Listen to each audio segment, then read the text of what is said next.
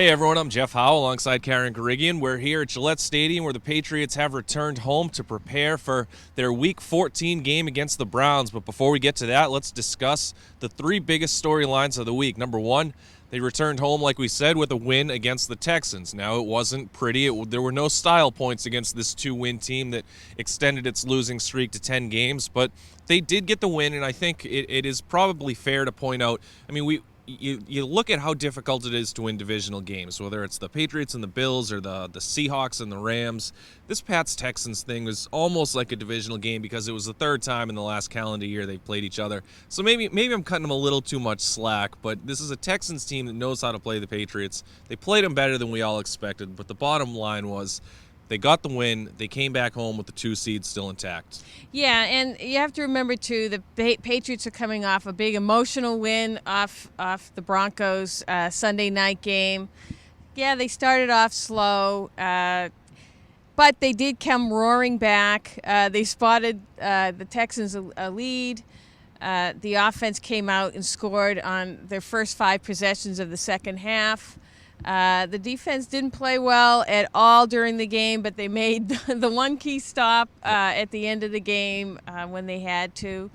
They came away with the victory. That's all you can ask for. That's what they need at this time of year to maintain their position in the hunt for home field. And it was an undermanned offense by their own choice. They kept Stephen Ridley on the sideline. He held on to a football from start to finish. Whether it was a punishment or something that Ridley did on his own, we still don't know. But the fact remained, he came out for pregame warmups, had the football, watched the entire game from the sideline with the football. We know why he was benched.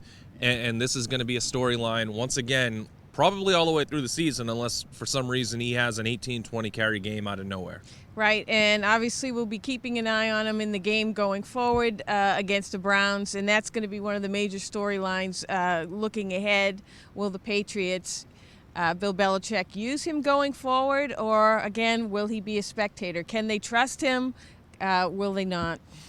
Another storyline that has crept up really quickly, at least this week, is the wide receivers. Austin Collie was brought back on Thursday.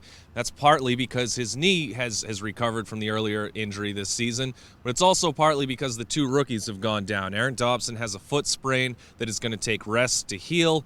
It's still unclear how soon he can get back on the playing field. Kenbrell Tompkins hurt his hip.